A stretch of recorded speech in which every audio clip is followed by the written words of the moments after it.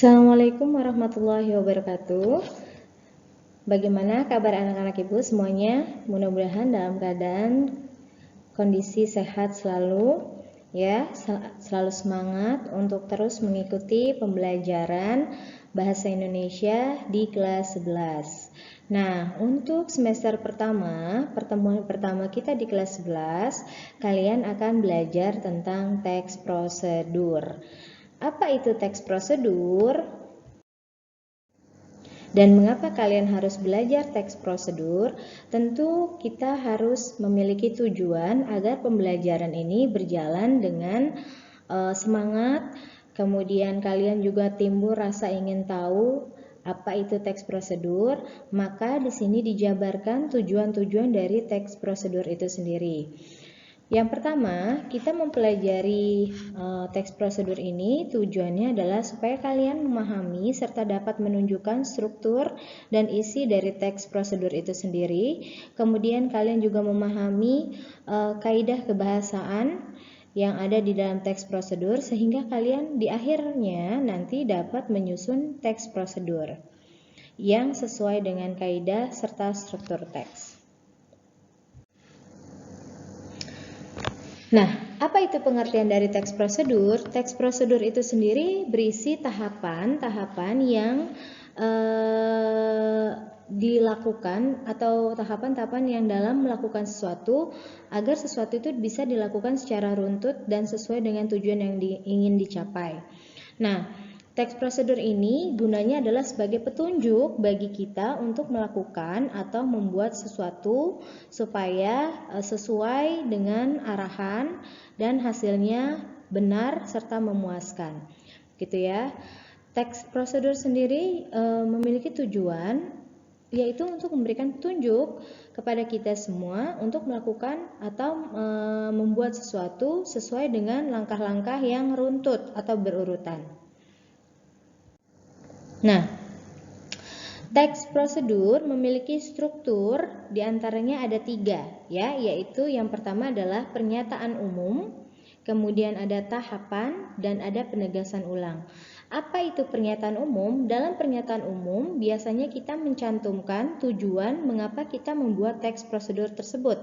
Ya, kita memberikan stimulus atau dorongan kepada pembaca supaya mengetahui mengapa teks prosedur itu kita buat.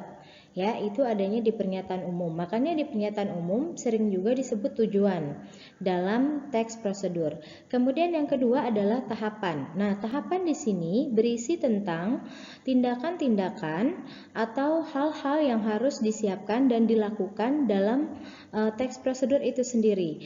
Maka di dalam tahapan ini dibagi lagi menjadi 3. Kenapa? Karena dalam teks prosedur itu terbagi menjadi 3. Ya, jenis teks prosedur itu terbagi menjadi 3, di mana di dalamnya yang pertama kita bisa membuat teks prosedur yang isinya adalah cara menggunakan alat atau membuat sesuatu. Ya, kemudian yang kedua, teks prosedur yang di dalamnya berisi cara melakukan suatu aktivitas. Dan yang ketiga, teks prosedur yang di dalamnya berisi penjelasan tentang kebiasaan atau sifat-sifat tertentu. Ya, jadi di dalam tahapan ini adalah isi dari teks prosedur yang kita butuhkan. Nah, baru yang ketiga di sini adalah penegasan ulang. Apa itu penegasan ulang? Penegasan ulang ini berisi tentang ucapan terima kasih serta harapan semoga teks prosedur yang dibuat itu bermanfaat untuk para pembaca. Ya, tapi di sini di penegasan ulang ini bukan berupa kesimpulan, ya.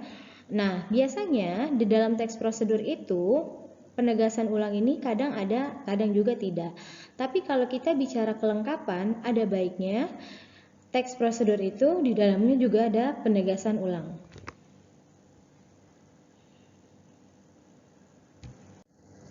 Selanjutnya, di sini dijelaskan seperti yang tadi sudah dijelaskan dalam tahapan, ya, bahwa teks prosedur itu dibagi 3 jenis. Yang pertama adalah teks prosedur yang dimana di dalamnya menjelaskan bagaimana sesuatu itu bekerja atau bagaimana cara melakukan instruksi secara manual, ya. Contohnya tadi bagaimana cara mengoperasikan komputer atau video game, gitu ya.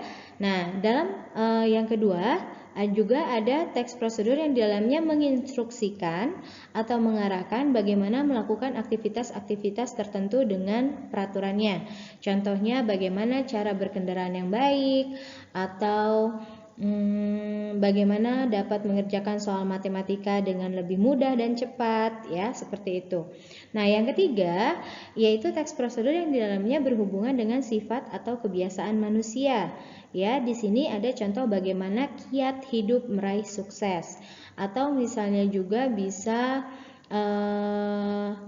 tips memulai hidup baru, atau tips menghilangkan amarah, begitu ya, bisa seperti itu.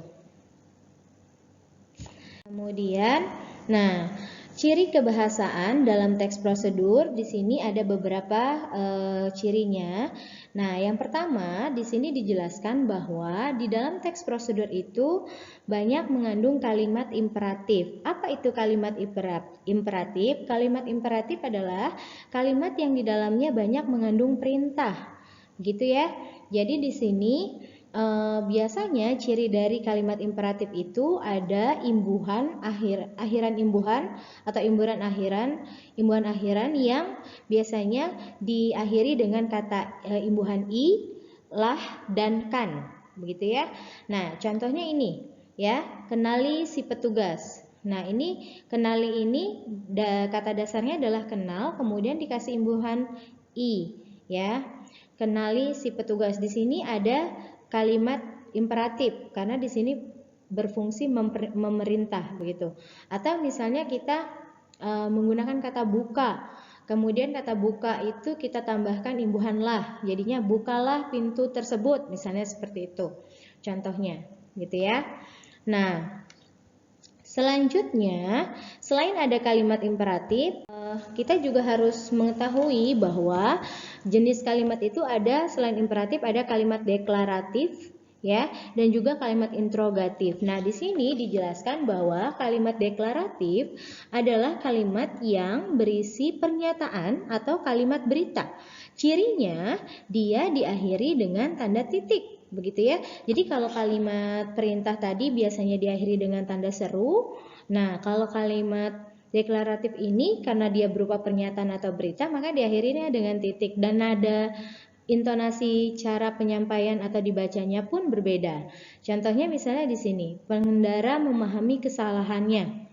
Nah, di situ itu adalah kalimat pernyataan atau kalimat deklaratif.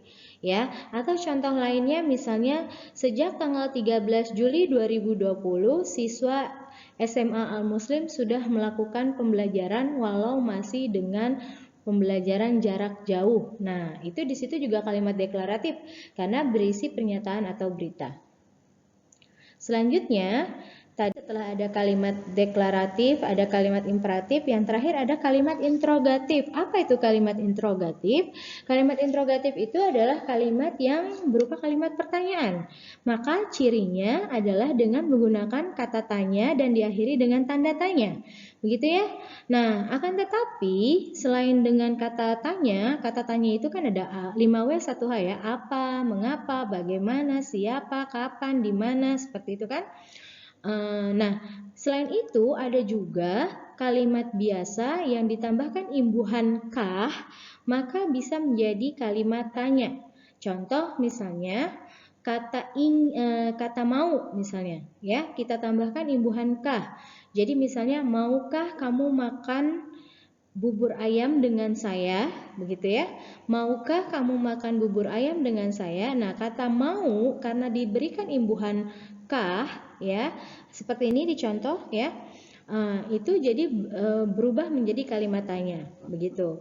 Jadi kalau imbuhan lah dan kan itu menjadi kalimat imperatif atau kalimat perintah, maka kalau imbuhan kah nanti berubah menjadi kalimat pertanyaan atau interrogatif. Selanjutnya, Nah, di sini adalah penjabaran tentang kaidah kebahasaan dari teks prosedur. Nah, yang pertama tadi sudah dijelaskan kata kerja imperatif. Imperatif itu berhubungan dengan perintah. Mungkin yang membedakan di sini adalah kata kerja yang dipakai dalam kalimat tersebut, begitu ya. Misalnya tadi yang seperti disampaikan, potonglah buah mangga menjadi beberapa bentuk dadu gitu ya, potonglah gitu. Nah, kata potonglah itu masuk ke dalam kata kerja imperatif gitu ya. Kemudian pernyataan persuasif. Persuasif itu identik dengan menyuruh, meminta, mengajak, mempengaruhi, begitu ya. Nah, di sini ketika kita membuat sebuah teks prosedur, maka diusahakan di dalamnya itu ada kalimat pernyataan, di mana kalimat pernyataan itu mempengaruhi orang lain agar orang lain itu mengikuti apa yang kita maksud, gitu ya, apa yang kita inginkan sesuai dengan instruksi yang kita sampaikan dalam teks prosedur. Kemudian ada kata teknis. Kata teknis ini adalah istilah yang biasa kita temukan dalam bidang-bidang tertentu. Misalnya contoh, kalian diminta untuk menjelaskan cara mengoperasikan sebuah komputer. Maka ketika kalian menjelaskan atau membuat teks prosedur tentang mengoperasikan komputer itu, kata teknis yang muncul adalah kata-kata atau istilah-istilah yang berkaitan dengan komputer. Misalnya seperti keyboard, CPU, monitor, begitu ya. Kemudian backpass, hard disk, dan lain sebagainya. Nah, kata-kata yang Ibu sebutkan tadi merupakan contoh dari kata teknis, begitu. Kalau kamu misalnya membuat teks prosedur tentang olahraga, begitu ya, pasti kata teknis yang muncul adalah kata-kata yang berkaitan dengan olahraga. Misalnya net, ya kan, raket, dan lain sebagainya, gitu ya. Selanjutnya ada konjungsi penjumlahan. Konjungsi sendiri adalah pengertiannya yaitu adalah kata hubung. Ya, kata hubung itu jenisnya banyak. Ya, kata hubung itu jenisnya banyak. Tapi yang di sini adalah konjungsi penjumlahan. Maksudnya adalah konjungsi yang dipakai menyebabkan kata atau bendanya menjadi seolah-olah bertambah. Misalnya contoh, gula dan telur dijadikan satu, diadoni hingga mengembang. Kata dan di antara gula dan telur di situ maksudnya adalah konjungsi penjumlahan, begitu ya. Kemudian ada deskripsi alat. Nah, deskripsi alat ini maksudnya adalah kita menggambarkan, menjelaskan alat tersebut secara jelas, gitu, agar pembaca yang memahami atau membaca teks prosedur yang kita buat dapat paham maksud yang kita jelaskan di situ, gitu ya. Itu tadi kaidah kebahasaan dari teks prosedur yang harus kalian pahami, ya. Sekian yang dapat Ibu sampaikan untuk materi teks prosedur ini. Jika kalian masih belum memahami materi ini, kalian dapat membaca modul yang sudah dikirim di Google Classroom masing-masing. Nah, jika kalian masih belum paham juga, silahkan bertanya menghubungi guru bahasa Indonesianya, baik itu Ibu maupun Mbak Ari. Terima kasih sudah memperhatikan. Semoga kalian paham. Dan sampai jumpa di pertemuan materi berikutnya. Assalamualaikum warahmatullahi wabarakatuh.